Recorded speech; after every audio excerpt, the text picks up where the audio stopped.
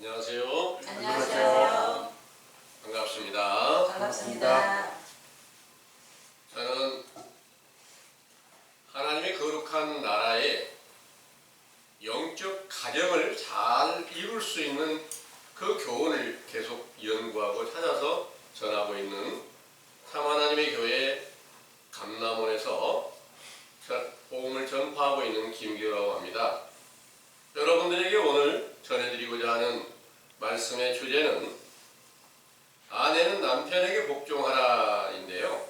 그리고 또 남편은 아내를 사랑하라 이 내용입니다. 이 주제의 말씀을 성경 전반적인 증거를 찾아서 정리된 메시지를 먼저 상고해 드릴 수 있도록 하겠습니다. 주제는 아내는 남편에게 복종하라이고요. 에베소서 5장 22절에서 25절에 근거한 말씀입니다. 상고하겠습니다. 아내들이여 자기 남편에게 복종하기를 주께 하듯 하라. 이는 남편이 아내의 머리됨이 그리스도께서 교회의 머리됨과 같음이니 그가 친히 몸의 구주시니라. 그러나 교회가 그리스도에게 하듯 아내들도 검사해 그 남편에게 복종할지니라. 남편들아 아내 사랑하기를 그리스도께서 교회를 사랑하시고 위하여 자신을 주심같이 하라. 아멘. 내용을 상고하겠습니다. 사랑이 충만하신 참 하나님께서 예레미야 3장 14절 나 여호와가 말하노라 계역한 자식들아 돌아오라 나는 너희 남편임이니라 하시고 또 예레미야 31장 31절에 34절 나 여호와가 말하노라 보라 날이 이르리니 내가 이스라엘 집과 유다 집에 새 언약을 세우리라. 이 언약은 내가 그들의 열조의 손을 잡고 애굽 땅에서 인도하던 날에 세운 것과 같지 아니할 것은 내가 그들이 남편이 되었어도 그들이 내 언약을 파하였음이니라.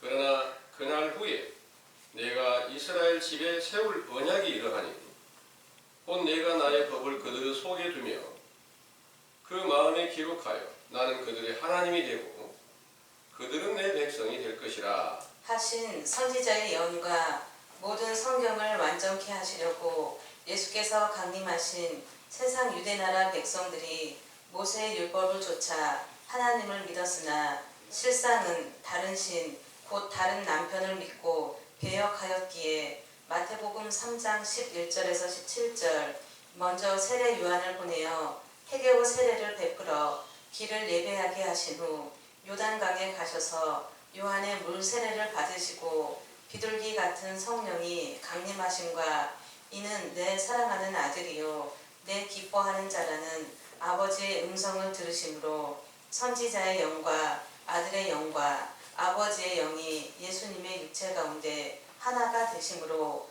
모든 의를 이루셨던 것입니다. 이렇게 의를 이루신 후 요한복음 3장 22절에 30절 유대 땅으로 가셔서 제자들을 통해서 세례를 주시니 그 소식을 세례 요한이 듣고 대답하기를 만일 하늘에서 주신 바 아니면 사람이 아무것도 받을 수 없으며 그는 신랑이신 그리스도이시므로 너희를 신부로 취하시겠지만 서서 신랑의 음성을 듣는 친구가 크게 기뻐하나니 나는 이러한 기쁨이 충만하였노라. 그는 흥하여야 하겠고 나는 쇠하여야 하리라. 하신 말씀대로 친구인 세례 요한은 중매를 하고 회개하고 돌아오는 제자들을 신부 곧 아내로 삼으시고 교훈을 베푸시는 스승이신 예수님을 신랑으로 비유하신 것인데 예수께서 야곱의 우물을 구하던 사마리아 여인을 만나셨을 때 내게는 영생하도록 솟아나는 샘물이 있다 하시므로 그 여인이 그 물을 청하였을 때 예수께서 너의 남편을 불러오라 하시니 그 여인이 대답하여 나는 남편이 없나이다 하니 예수께서 가라사대 네가 남편이 없다 하는 말이 옳다고 하시며 너의 남편 5이 있었으나 지금 있는 자는 너의 남편이 아니다 하셨을 때 그 여인이 주여 내가 보니 선지자로소이다 하였는데 그 남편은 그 여인이 나가던 교회의 감독자를 비유하여 그가 사람의 계명과 유전을 쫓던 거짓 선지자인 걸 알아서 그 모든 걸 버리고 돌아온 제자들의 죄를 씻겨서 이사야 62장 1절에서 5절 영적 시온과 예루살렘이 되어 헵시바라 하며 뿔라라고 하는 땅이 되게 하시고 마치 청년이 처녀와 결혼한 같이 내 아들들이 너를 취하겠고 신랑이 신부를 기뻐함 같이 너의 하나님이 너를 기뻐하시리라 하신 애언과 모든 성경을 완전케 이루시려고 예수께서 부활하신 후 오순절에 성령으로 충만케 하셨을 때 신랑과 신부가 한 몸이 되어 결혼한 땅이 되게 하셨고 영원한 기쁨이 임하게 하셨으므로 그 거룩하신 천부의 이름이 영원히 영광과 찬송을 받으시기에 합당하시나이다. 아멘. 상기와 같이 성령 세례를 받고 예수 그리스도와 결혼한 땅이 된 제자들을 사도행전 20장 28절 감독자로 삼으시고 하나님이 자기 피로 사신 교회를 치게 하셨을 때 그 감독자들이 모인 곳을 디모데전서 4장 14절 장로의회라고 칭하시고 베드로전서 5장 1절에서 4절 사도 베드로님 자신도 장로가 되었다 하시며 그리스도의 고난의 증인이요 나타날 영광에 참여할 자로라 너희 중에 있는 하나님의 양 무리를 치되 부득이함으로 하지 말고 오직 하나님의 뜻을 조차 자원함으로 하며 더러운 일을 위하여 하지 말고 오직 즐거운 뜻으로 하며 맡기운 자들에게 주장하는 자세로 하지 말고 오직 양 무리의 본이 되라 하셨는데 감독자로 세운 장로들의 교훈을 듣는 제자들을 양무리라고도 하시며 아내로도 비유하고 감독자를 남편으로 비유하여 에베소서 5장 22절에서 27절 본문에서 말씀하시기를 아내들이여 자기 남편에게 복종하기를 주께 하듯 하라. 이는 남편이 아내의 머리됨이 그리스도께서 교회의 머리됨과 같음이니 그가 친히 몸의 구주시니라. 그러나 교회가 그리스도에게 하듯 아내들도 범사에 그 남편에게 복종할지니라. 남편들아 아내 사랑하기를 그리스도께서 교회를 사랑하시고 위하여 자신을 주신같이 하라. 이는 곧 물로 씻어 말씀으로 깨끗하게 하사 거룩하게 하시고 자기 앞에 영광스러운 교회로 세우사 티나 주름 잡힌 것이나 이런 것들이 없이 거룩하고 흠이 없게 하려 하심이니라. 하시고 또 에베소서 5장 28절에서 29절 이와 같이 남편들도 자기 아내 사랑하기를 제 몸같이 할지니 자기 아내를 사랑하는 자는 자기를 사랑하는 것이라. 누구든지 언제든지 제 육체를 미워하지 않고 오직 양육하여 보호하기를 그리스도께서 교회를 보양함과 같이 하나니 우리는 그 몸의 지체임이니라. 이러므로 사람이 부모를 떠나 그 아내와 합하여 그 둘이 한 육체가 될지니 이 비밀이 크도다. 내가 그리스도와 교회에 대하여 말하노라. 그러나 너희도 각각 자기의 아내 사랑하기를 자기같이 하고 아내도 그 남편을 경외하라. 하신 말씀 중에 큰 비밀은 육체의 아들이 결혼하여 아내와 합하여 한 육체가 되어 새 가정을 이루는 것 같이 고린도전서 4장 14절에 17절 육체의 결혼을 하지 않았던 사도 바울님께서 보혜사 성령을 충만하게 받았을 때 복음으로 자녀를 낳았고 그 중에 디모데를 신실한 아들이라 하셨는데 그 아들이 된 디모데가 보혜사 성령으로 충만함을 받게 되면 그때 주신 천국 복음을 아내로 비유하고 그가 남편이 되며 교회의 감독자가 되어 새 가정을 이루어 그 복음으로 전도를 받는 제자들이 자녀가 되며 아내가 되는 것을 비유한 것이죠. 또한 그 자녀들 안에 아내로 비유한 복음이 있으므로 아내들이라고도 하신 것인데 또 그 복음을 잠언 5장 15절에서 19절 샘물과 우물물로 비유하여 너의 셈으로 복되게 하라. 네가 젊어서 취한 아내를 즐거워하라. 그는 사랑스러운 암사슴 같고 아름다운 암노루 같으니 너는 그 품을 항상 족하게 여기며 그 사랑을 항상 연모하라. 하시고 또 잠언 5장 20절 내 아들아 어찌하여 음료를 연모하겠으며 어찌하여 이방 계집의 가슴을 안겠느냐 하신 잠언의 말씀도 신약 성경에서 이루신 것은 실제 음료와 이방 계집을 말씀하신 것이 아니라 갈라디아서 1장 6절에서 12절 사람의 계명으로 만든 다른 복음을 받지 말라는 것이며 이 그 음료와 이방 계집으로 비유한 마태복음 15장 7절에서 10절 사람의 계명으로 교훈을 베풀어 하나님을 헛되이 경배하는 외식하는 자들을 책망하시던 예수께서 요한복음 4장 14절 야곱의 우물을 찾던 사마리아 여인에게 주는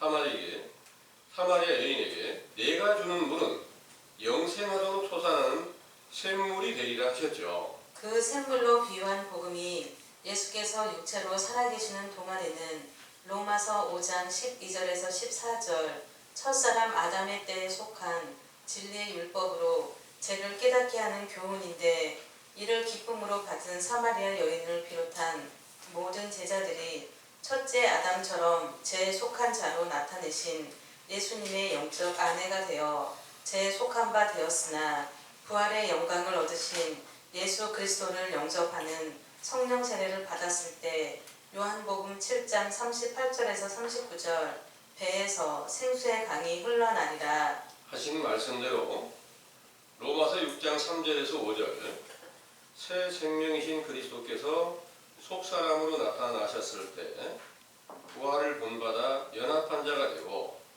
고린도전서 15장 42절에 49절 마지막 아담으로 살려주는 영에 속하여 교회의 감독자 곧 남편이 되어 로마서 8장 1절에서 2절 새 계명인 그리스도 안에 있는 생명의 성령의 법과 옛 계명인 죄와 사망의 법으로 전도하여 돌아온 제자들을 아내로 삼았던 것이죠. 이렇게 교회를 감독하는 장로들은 아내가 된 제자들을 사랑하여 야고보서 5장 13절에서 17절 고난과 질병이 있을 때면 주님의 이름으로 구원하여 치유하는 능력을 나타내었고 사도행전 5장 12절에서 16절 오순절에 성령 충만함을 받았을 때부터 많은 표적과 기사를 나타내며 병자들과 귀신 들린 자들을 낫게 하는 표적과 기사와 권능으로 남편이 된 증거로 사랑을 실천하였던 것입니다. 그런데 그 사도 시대가 끝난 후 데살로니가 전서 5장 1절에 3절 밤에 도적 같은 거짓 선지자들과 교인들에게는 호세아서 2장 2절에 4절 주께서 이르시기를 저는 내 아내가 아니요 나는 저의 남편이 아니라 하셨고 또 잠언 19장 13절에서 14절 그들은 다투는 아내로서 이어 떨어지는 물방울이라 하시고 슬기로운 아내는 주께서 말미암았다고 하셨는데 이는 샘물처럼 솟아나는 복음을 비유하여 그런 아내 곧 잠언 18장 22절 그 아내를 얻는 자는 복을 얻고 주께 은총을 받는 자라고 말씀하셨죠. 따라서 이런 아내는 마가복음 1장 1절에서 5절 참 하나님의 보냄을 받은 선지자 세례 요한의 복음이며 이로써 음녀의 길을 쫓던 교인들에게 죄를 자복하여 회개케 하고 신랑이신 예수님을 자랑하여 중매를 하고 있으므로 미후에 예수께서 인자로 강림하시는 때를 이루시고 더 나아가 보혜사 성령으로 충만케 하시는 때를 이루시어 그리스도의 사랑을 받는 남편과 아내와 자녀들이 화목하는 영적 가정이 세워지게 된다는 사실을 굳게 믿으시기 바랍니다. 아멘.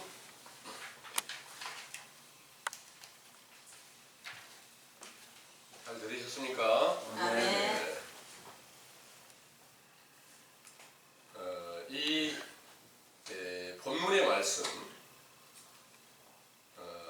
아내는 남편에게 복종하라 이 말씀을 오늘날 세상의 많은 교회의 목자들이 결혼식 16장에서 주례를 쓸 때 가장 많이 쓰는 내용입니다. 그런데 그 내용은 실제로 아내는 남편에게 복종하고 남편은 아내를 사랑하고 이 비밀이 크도다 이렇게 부모를 떠나서 이제 한 가정을 이루게 되니까 요게 성경에 말씀하신 이 말씀대로 똑같이 응하는구나 싶어서 그렇게 전하고 있습니다. 그런데 세상의 것이 아닙니다.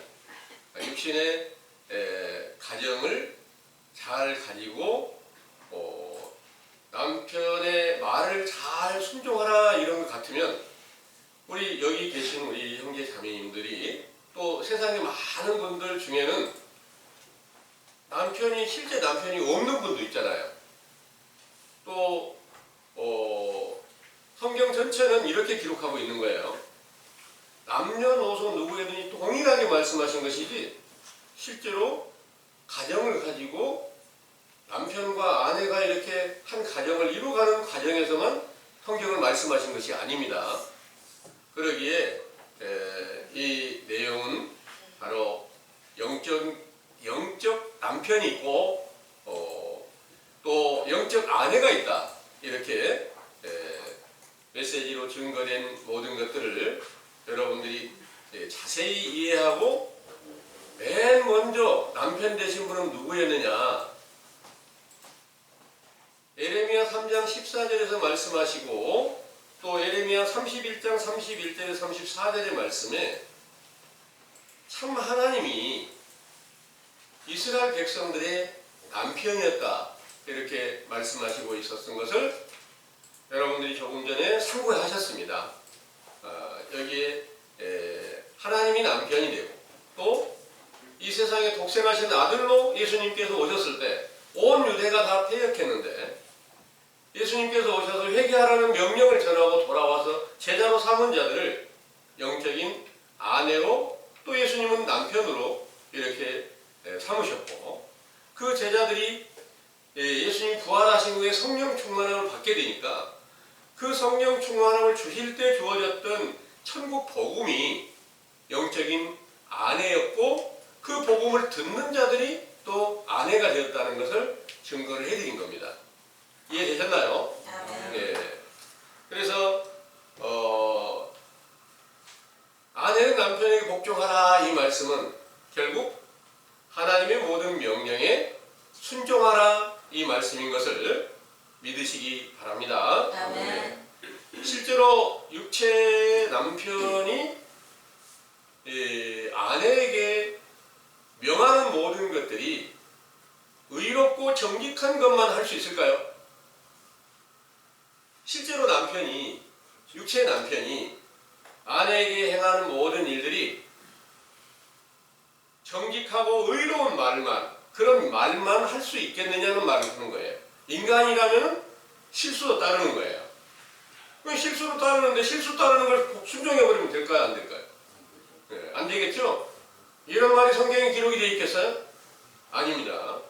그래서 이 내용은 영적인 남편이 바로 오순절날 성령 충만을 받아서 교회를 감독하던 그 사도들이 바로 영적 남편이었고 그 사도들의 교훈을 듣는 제자들이 아내가 되었다 이렇게 말씀하시고 있는 줄을 믿으시기 바랍니다. 아멘.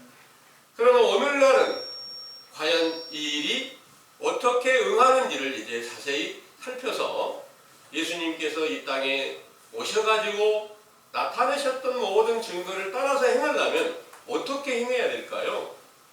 이 세상에 진짜 남편 된 하나님께서 보시기에 너는 참 하나님 아버지의 뜻대로 세운 사도가 되고 장로가 되고 또 너는 교회 감독자로 남편이 됐다.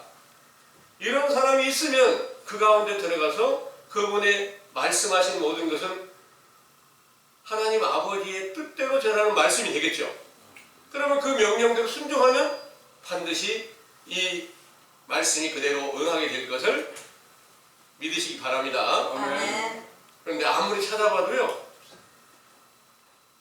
그 남편이 없어요. 그런 남편이 없는데 대신에 다 남편이라고 하고 교회 감독자라고 하는데 전혀 성경과 다르고 행하는 모든 것들은 본받으면 절대 안 되는 일만 하고 있는 거예요.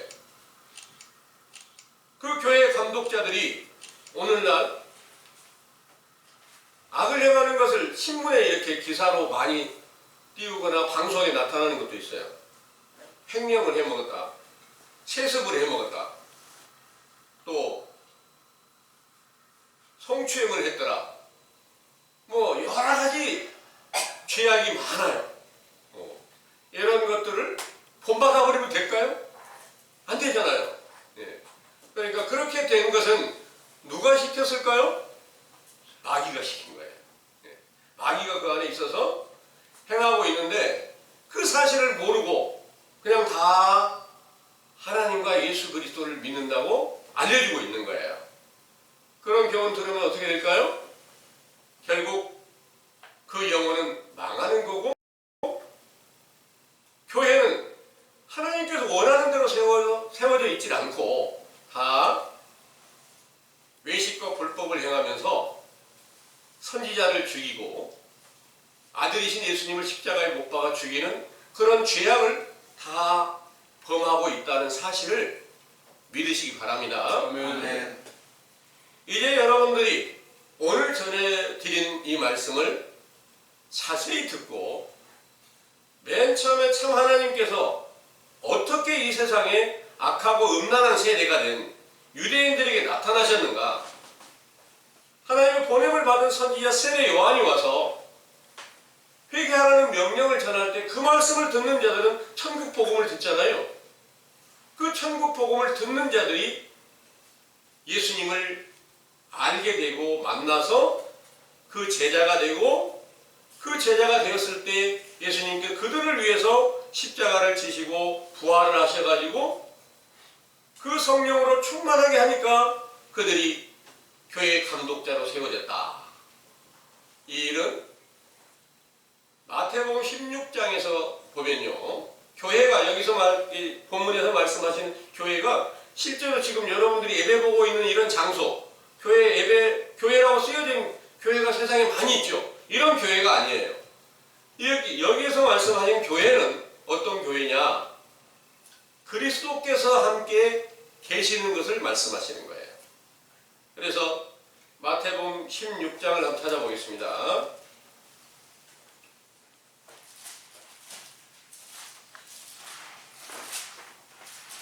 마태복음 16장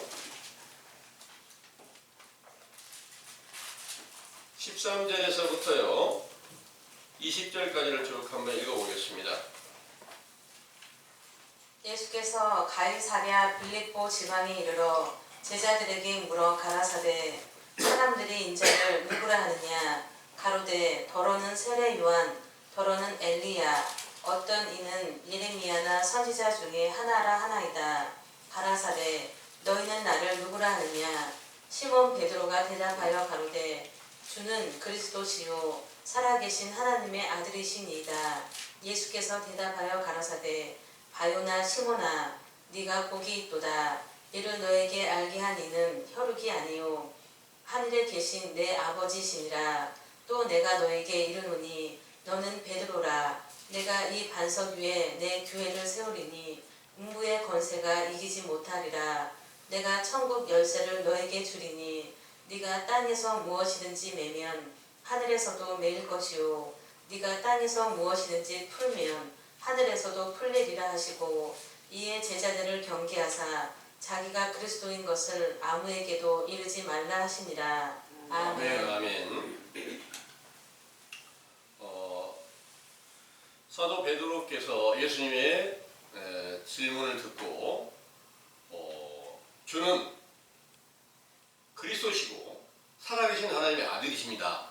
이렇게 대답했을 때 너에게서 교회를 세우겠다 그랬어요. 근데 그때 당시에 유대인들 교회가 많이 있었죠. 근데 그 교회는 교회가 아니라는 거예요. 사도 베드로에게 교회가 세워지겠다 하는데 그 교회가 어떻게 세워졌느냐?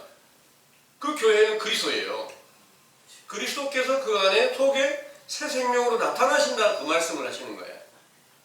이게 교회예요. 예. 그 교회에서 사도들로 전하는 교훈이 전파되는 것을 실제 건물을 이렇게 건물 안에서 이제 모임을 갖게 되면, 예배를 보게 되면 당연히 그것도 교회에서 그리스도께서 전하는 교훈이니까 교회가 되는 거예요. 그런데 외식하는 유대인들의 교회는 말은 교회라고 하지만 다 마귀의 권세 안에서 거짓 선지자들로 말하면 거짓된 복음이 전파된다는 말입니다. 그 거짓된 복음이 전파되는 것을 성경에서 어떻게 비유를 하고 있습니까? 그래서 예수님께서 이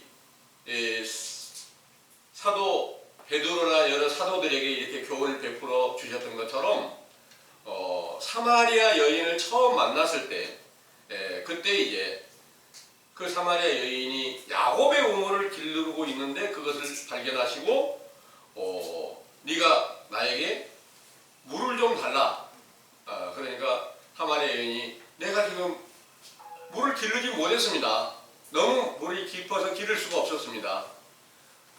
예수님께서 그에게 네가 물이 없다고 하는 말이 맞는데 내가 누군지를 내가 누군지를 알았다면 나에게 물을 구하였으리라. 내가 주는 물을 먹는 자는 영원히 목마르지 않는 샘물이 된다. 이렇게 말씀을 하신 거예요. 요한복음을 한번 읽어보겠습니다. 요한복음 4장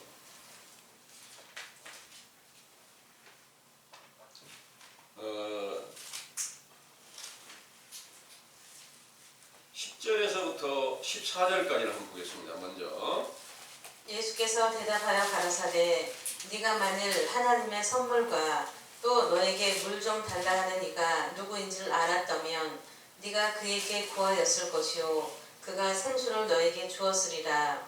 여자가 가로되 주여 물 기를 그릇도 없고 이 우물은 깊은데 어디서 이 생수를 얻겠삼나이까. 우리 조상 야곱이 이 우물을 우리에게 주었고 또 여기서 자기와 자기 아들들과 짐승이 다 먹었으니 당신이 야곱보다 더 크니이까. 예수께서 대답하여 가라사대 이 물을 먹는 자마다 다시 목마르려니와 내가 주는 물을 먹는 자는 영원히 목마르지 아니하리니 나의 주는 물은 그 속에서 영생하도록 솟아나는 샘물이 되리라. 아멘. 아멘. 자, 여기에 야곱의 우물을 먹는 자는 영원히 목이 마를 수밖에 없다. 먹어도 또 목이 마른다는 거예요. 그 야곱의 우물이 뭔가요? 오늘날 야곱의 우물 마셔야 되는데요. 너무 깊어요. 여러분들이 지금 듣고 계신 이 말씀이 영적 야곱의 우물인 줄을 믿으시기 바랍니다. 아멘. 예수님이 육체로 계시는 동안 전해준 모든 말씀은 야곱의 우물이었어요. 야곱의 하나님의 때에 속하여 교훈을 전하니까. 그런데 내가 주는 물은 영원히 목마르지 않는 샘물이 된다 그랬잖아요. 예수님이 육체로 계시는 동안은 아버지의 말씀으로 선지자의 교훈을 베풀었던 거예요. 회개하라는 명령을 전했던 거예요. 그때 주신 말씀을 듣는 자들 중에서는 다시 폐역한 자들도 있어요. 가룟 유다 같은 사람은 그 사도는 폐역했잖아요. 그러면 영원히 목마르지 않은 영생하는 샘물이라고 그러는데 이게 맞지 않죠.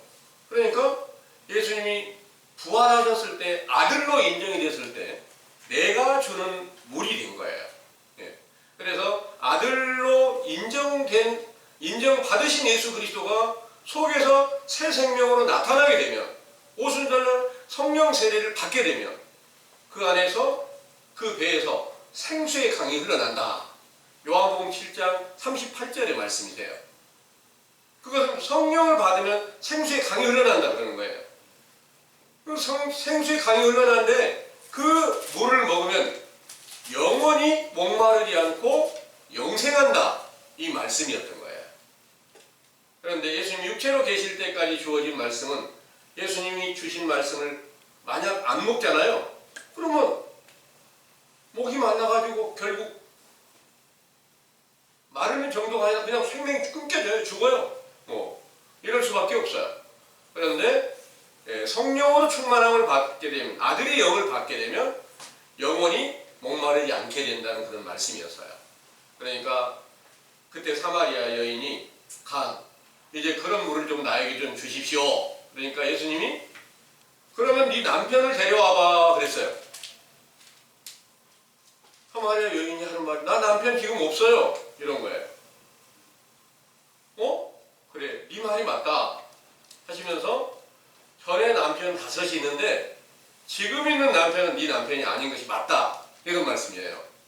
그럼 그 남편이 누굴까요? 그 남편은 실제로 그 사마리아 여인이 시집을 5번 갔을까요? 이런 거 아니겠죠? 영적인 비유라는 거예요. 교회의 목자를 말하는 거예요. 네가 남편이라고 섬기던 그 목자가 거짓 선지자라는 걸 알고 바꾸고 또 바꿔서 계속 바꿨는데, 아무리 바꿔도 또 거짓말이니까 야곱의 영혼을 길들어 왔다는 거예요. 그러다 예수님을 만난 거예요. 이 일이 여러분들에게도 이제 함께 응하게 되었었고, 저에게 이 일이 응하게 된 것이 이제 분명하게 맞습니다. 왜냐하면 세상에 거짓 선지자는 가득히 채워져 있으니까 아무리 찾아도 진짜 남편을 만날 수가 없는 거예요. 찾고 찾아도 못 찾으니까 예수님께서 선지자를 보내서 먼저 회개하라는 명령을 저에게 주시고, 그 선지자 세례 요한의 교훈을 통해서 예수님을 만날 수 있는 길로 인도하시고 있다는 것을 믿으시기 바랍니다. 그래서 예수님이 사마리아 여인이나 또 사도들이나 여러 제자들에게 이제 물을 공급해주고 그들의 생명을 낫게 하는 거예요. 생명이 죽은 자 가운데 살아나게 하는 거예요. 그런데 실제로 이 세상에서 생명이 낫게 하는 것은 남자 혼자 날 수 있어요, 없어요? 남자 혼자서 얘기 날 수 있어요? 못 낳죠. 예수님이 생명 났어요. 그런데 예수님 육체로 결혼 안 했죠. 영적으로는 결혼하신 분이에요. 예수님 안에 생명수 생물이라고 하는 그 복음이 바로 아내격이에요. 그래서 그 아내가 아내와 함께 예수님께서 성령과 성령으로 주어진 그 복음이 아내가 돼서 제자들을 제자들을 전도했을 때 생명을 살려놓은 거예요. 이 비유가 이제 성령으로 충만을 받았던 사도 바울께서, 이제 사도 바울께서도 육체로는 결혼을 하지 않았어요. 결혼을 하지 않았는데 내가 복음으로 인해서 너희를 낳았다. 너희는 내 자녀다. 디모데에게는 너는 내 아들이야. 이렇게 말씀하신 거예요. 그럼 고린도전서 4장 14절에서 17절까지 말씀인데요. 고린도전서 한번 읽어보겠습니다. 내가 너희를 부끄럽게 하려고 이것을 쓰는 것이 아니라 오직 너희를 내 사랑하는 자녀같이 권하려 하는 것이라. 그리스도 안에서 일만 스승이 있을 때 아비는 많지 아니하니 내가 그리스도 예수 안에서 복음으로써 너희를 낳았습니다. 그러므로 내가 너희에게 권하노니 너희는 나를 본받는 자 되라. 이를 인하여 내가 주 안에서 내 사랑하고 신실한 아들 디모데를 너희에게 보내었노니 저가 너희로 하여금 그리스도 예수 안에서 나의 행사 곧 내가 각처 각 교회에서 가르치는 것을 생각나게 하리라. 아멘. 아멘. 이 말씀이 실제로 사도 바울께서는 육체 결혼하지 않은 걸 잘 아시죠?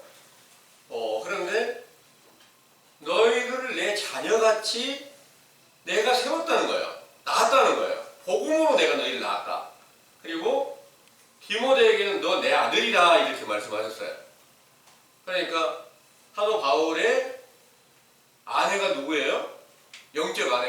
복음이라고 말입니다.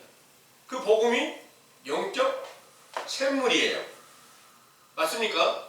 예, 그 샘물이에요. 그 샘물을 잠언 5장을 보니까 그 샘물을 먼저 마시라는 거예요.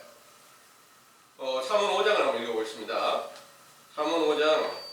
너는 네 우물에서 물을 마시며 네 샘에서 흐르는 물을 마시라. 어찌하여 너의 샘물을 집 밖으로 넘치게 하겠으며 너의 도랑물을 거리로 흘러가게 하겠느냐. 그 물로 너에게만 있게 하고 타인으로 더불어 그것을 나누지 말라. 너의 샘으로 복되게 하라. 네가 젊어서 취한 아내를 즐거워하라. 그는 사랑스러운 암사슴 같고 아름다운 암노루 같으니 너는 그 품을 항상 족하게 여기며 그 사랑을 항상 연모하라. 내 아들아, 어찌하여 음녀를 연모하겠으며 어찌하여 이방 계집의 가슴을 안겠느냐. 아멘. 여기서 15절에서는 우물물과 또 샘물을 마시라 그런 거예요. 이 샘물이 이제 18절에서 말씀은 너의 샘으로 복되게 하라. 네가 젊어서 취한 아내를 즐거워하라 그랬어요. 샘물이 젊어서 취한 아내래요. 이 모든 잠언과 모든 성경 전체를 예수님께서 완전하게 이루신 것이 맞겠죠. 예. 그 예수님께서 이루셨을 때 예수님 안에 있는 샘물이, 생명수 샘물이, 영원히 목마르지 않는 샘물이 바로 예수님이 안에 것이 맞죠. 그래서 그 아내를, 젊어서 취한 아내를 즐거워하라. 그는 사랑스러운 암사슴 같고 아름다운 암노루 같으니 너는 그 품을 항상 족하게 여기며 그 사랑을 항상 연모하라. 이렇게 말씀하셨습니다. 이 말씀을 듣는 제자들이 샘에서 흐르는 물을 마셨겠죠. 그리고 성령 충만함을 또 받았을 때는 그들 중에서도 생명수 샘물이 흘러나는 거예요. 생수의 강이 흘러나는 거예요. 그러니까 그것을, 그 복음이 바로 생명을 낳게 한다, 이런 내용이었습니다. 그러면 그 생명을 낳은 그 복음이 전파될 때 그 교훈을 듣는 자들이 아내가 되었다는 그런 내용이에요. 그들이 성령이 또 충만하게 되면 또 그 안에서 결혼을 해가지고 또 가정을 세우는 이런 것들의 비유라, 이런 말씀입니다. 그런데 20절의 말씀에 내 아들아 어찌하여 음녀를 연모하겠으며 어찌하여 이방 계집의 가슴을 안겠느냐 그랬어요. 이 말씀이 무엇을 의미할까요? 실제로 창기 같은 그런 음녀들을 말할까요? 아니에요.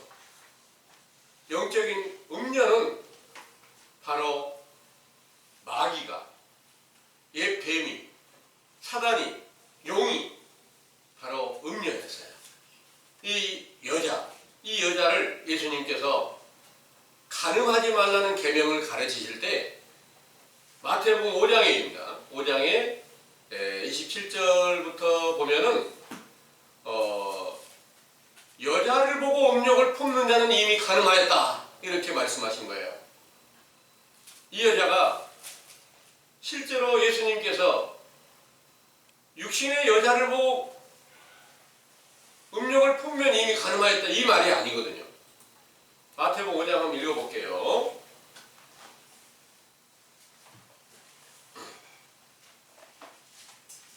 27절에서 28절까지만 보겠습니다. 또 간음치 말라 하였다는 것을 너희가 들었으나 나는 너희에게 이르노니 여자를 보고 음욕을 품는 자마다 마음에 이미 간음하였느니라. 아멘. 아멘. 예수님께서 전하는 말씀은 남녀노소 누구를 막론하고 모든 사람들에게 다 하신 말씀이세요. 그런데 실제로 여자를 보고 음욕을 품을 만한 사람은 어떤 사람일까요? 장성한 남자들에게만 해당이 되는 거예요. 예수님 장성한 남자들에게만 말씀하신 게 아니죠. 남녀노소 누구에게든 다 하신 말씀이란 말이에요. 그래서 이 여자가 바로 음녀와 이방 여자로 이렇게 비유를 한다는 거죠.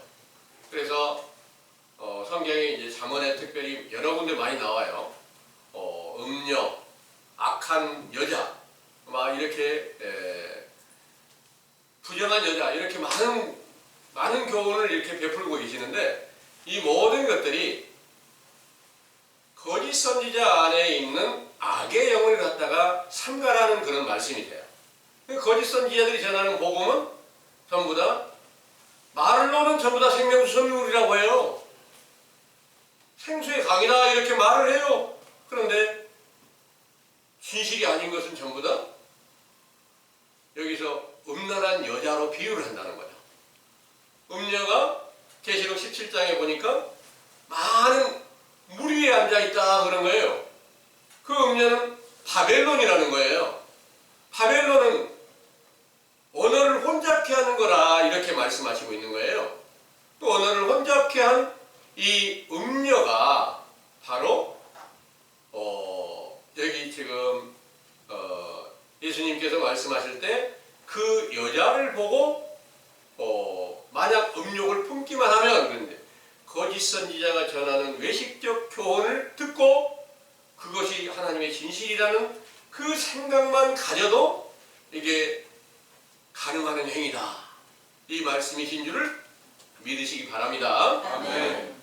이제 우리는 그 세상 전체가 다 거짓에 미혹되어 있다는 사실을 분별하고 악하고 음란한 세대가 되어 있다는 것을 이제 정확하게 분별할 수 있는 선지자 세례 요한의 때 교훈을 여러분들이 듣고 계시는 거예요.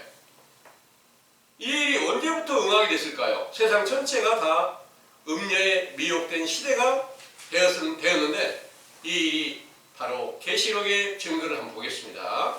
요한계시록 17장 1절에서 5절의 말씀입니다. 또 일곱 대접을 가진 일곱 천사 중 하나가 와서 내게 말하여 가로되 이리 오라. 많은 무리에 앉은 큰 음녀에 받을 심판을 너에게 보이리라. 땅의 임금들도 그로 더불어 음행하였고 땅에 거하는 자들도 그 음행의 포도주에 취하였다 하고 곧 성령으로 나를 데리고 광야로 간다. 내가 보니 여자가 붉은빛 짐승을 탔는데 그 짐승의 몸에 참남된 이름들이 가득하고 일곱 머리와 열 뿔이 있으며 그 여자는 자줏빛과 붉은빛 옷을 입고 금과 보석과 진주로 꾸미고 손에 금잔을 가졌는데 가증한 물건과 그의 음행에 더러운 것들이 가득하더라. 그 이마에 이름이 기록되었으니 비밀이라 큰 바벨론이라 땅의 음녀들과 가증한 것들의 어미라 하였더라. 아멘. 아멘. 오늘날 이 세상에 외식하는 교훈을 베푸는 자들 중에서는 이 계시록의 말씀은 아직 안 이루어졌습니다, 이렇게 알려주고 있습니다. 그런데 이 많은 무리에 앉은 음녀가 바로 마귀예요. 그 음녀가 이제 용이라고도 하고 뱀이라고도 하고 사단이라고 하는 그런 이제 마귀인데, 왜 하필이면 그 이름을 바벨론이라고 했느냐? 이 일은 바벨론은 언어 혼잡이라는 뜻을 가지고 있습니다. 언어 혼잡이라는 게 어떤 의미냐면 예수 그리스도의 복음은 하나예요. 많은 사도들이 있었어도 사도들의 교훈은 하나였지 많은 교파가 이렇게 나눠지거나 교리가 나눠지거나 이런 게 아니거든요. 근데 오늘날 여러분들이 볼 때 성경은 하나인데 성경을 해석해서 가르치는 교훈은 교리가 다 달라요. 교파가 다 나눠져 있다는 거예요. 이게 바로 언어가 혼잡한 영적 바벨론의 시대가 되었다, 이런 내용입니다. 언제부터일까요? 이 일이 사도들을 배도하고 나와서 다른 복음을 만들어 가지고 세워진 이 세상에 외식을 전하는 모든 교회가 다 그렇게 영적 바벨론 안에 속하게 된다. 그 교회는 제일 먼저 세상에 사도들의 교회가 끝난 이후에 천주교로 세워져서 오늘날까지 많은 그 가운데서 교파가 나눠져 가지고 전부 다 영적 바벨론화 돼서 그들이 거기 6절에서 7절까지 한번 보겠습니다. 또 내가 보매 이 여자가 성도들의 피와 예수의 증인들의 피에 취한지라. 내가 그 여자를 보고 기이 여기고 크게 기이 여기니 천사가 가로되 왜 기이 여기느냐. 내가 여자와 그의 탄 바 7머리와 10뿔 가진 짐승의 비밀을 너에게 이르리라. 아멘. 여기 6절의 말씀에 내가 보매 이 여자가 성도들의 피와 예수의 증인들의 피에 취한지라 그랬는데, 성도들의 피가 여기서 말하는 피가 예수님이 피는 새 언약의 말씀이세요. 그런데 성도들의 피를 흘렸다. 실제 육체를 다 죽였어요. 또 예수 증인들의 피에 취했다. 다 죽였어요. 그리고 그 성도들이 전하는 외식적 교훈을 가지고 다른 복음을 만들어낸 거예요. 이래가지고 이 말씀이 그대로 응해서 실제로 성도가 된 사도들, 그 증인, 예수 그리스도의 증인이 된 사도들을 다 몰살시켜버리고 거짓된 복음으로 이게 하나님과 예수 그리스도를 전하는 그 교훈이다. 이렇게 전파하여서 세상에 진리를 전하는 그 사도들을 전부 다 몰살시키게 된 이후에 오늘날에 이르기까지 온 세상 교회가 다 거짓에 미혹이 되어 있고 어느 누구든지 그리스도의 확실한 증거가 없다는 거예요. 예수 그리스도께서 감독자로 세운 그런 사도들이 있다면 반드시 세상의 교회의 사도들과 똑같은 말씀과 능력이 함께 나타날 것인데 그런 확실한 증거가 없다는 거예요.